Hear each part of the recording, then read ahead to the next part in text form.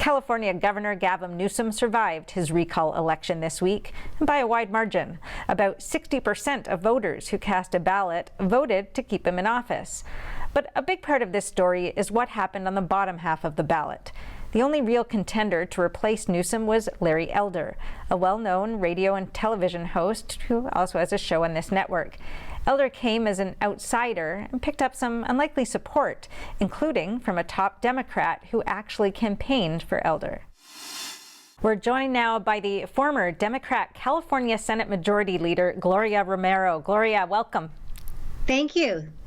So when you endorsed Larry Elder's campaign to replace Governor Gavin Newsom, it seemed incomprehensible to many that you, a lifelong Democrat, would do such a thing.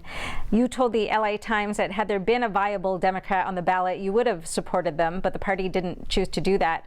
So what I want to know is if your support for Larry Elder was a marriage of convenience, or if it represents a more profound and enduring realignment, not only for yourself, but perhaps voters who might have shared your thinking.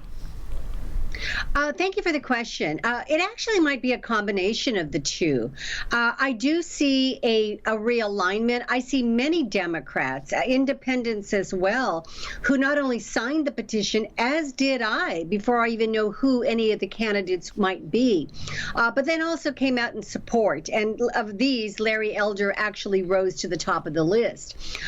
For me, I think that the most important issue that I challenge as a Democrat is really the failure of California. You know, each year, legislature after legislature, governor after governor, the failure to really address the quality of our public education system. And to me, education is the civil rights fight. It has been for so long.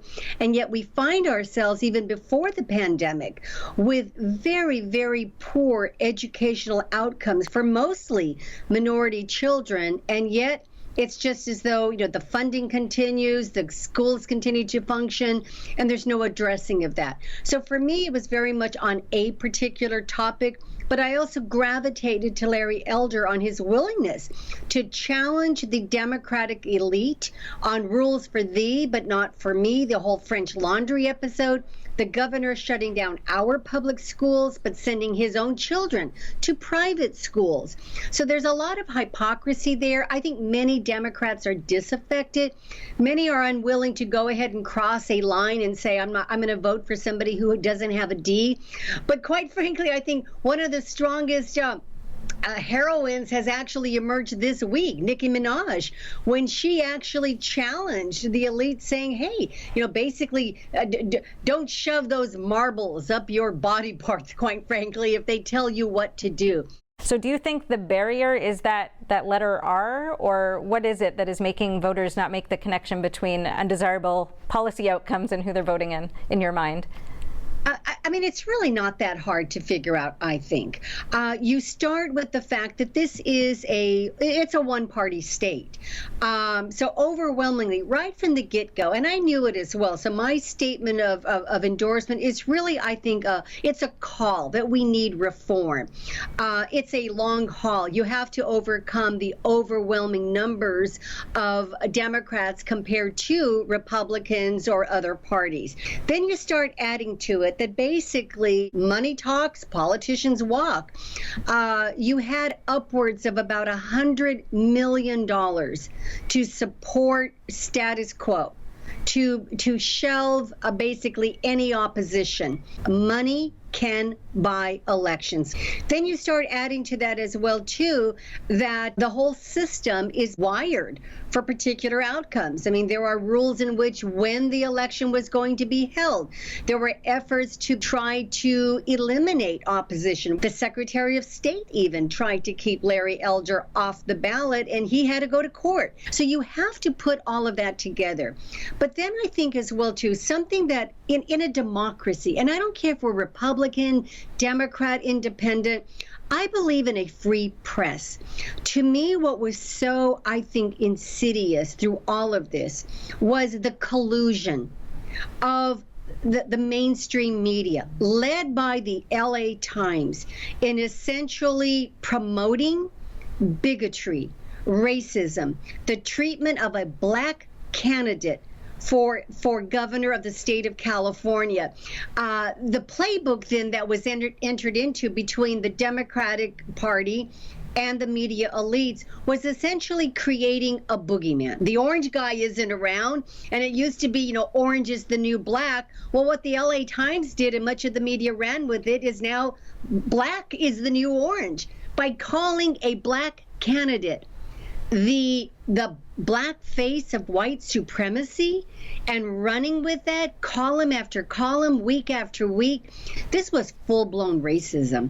And so I think you have to couple that in. The role that racism and bigotry is playing any time that especially a minority candidate doesn't toe the party line. Many people feel that way, and I think it creates this feeling of alienation. I think a lot of people just drop off. They're tired of being bullied and shamed and beaten up simply because they exercise a democratic right to choose their own candidate. Speaking of the media coverage, Larry Elder mentioned it in his consolation speech about, a white woman dressing up with a gorilla head and throwing eggs at him. What the LA Times did was actually manipulate that. They clearly manipulated a photo to make it appear that Larry Elder was actually slapping a woman, rather than, as later when the video came out to show, they were actually embracing when he had gotten off the bus. It was really ugly. Larry Elder popped up on this scene in 7 weeks. He builds quite a big machine around him. It was really a formidable force, clearly the only real contender to the governor. What do you think happens to that machine now? Who's in that coalition, and what happens to it now? An election matters, but I think what happened is, movements survive and begin to thrive. And I think Larry Elder has really shown himself to be a new voice in California. You saw his voice was carried nationally. So I think Larry has some choices to make now. There is a governor's race next year. That's one possibility. There are possibilities as well, and I've heard people talking about him having a greater voice on the national scene, perhaps as a presidential aspirant. I don't know. But I certainly think that within California, he has shown himself to be a uniter, and especially a uniter of many families, coalitions, especially, I think, Latino and African American communities who are joining together on the question and the issue of school choice, the cost of housing, the ever-sprawling homelessness in our state. So this is a voice that took on a career politician. Imagine that. You have somebody who's been on the scene for 7 weeks, and he was able to force basically the governor of the state of California, who has been a career politician for a few decades now, to spend over $100,000 to defend his seat. That's actually quite incredulous. So I would expect we're going to see Larry Elder. I look forward to the next chapter. I feel very encouraged about the attention that this has gotten. As Larry said on election night, that we may not have won the battle, but there is a war still looming, and I will continue to be a part of this. Be sure to watch the entire episode, now available exclusively at epochtv.com, a new completely censorship-free premium subscription platform brought to you by the Epoch Times. See you there.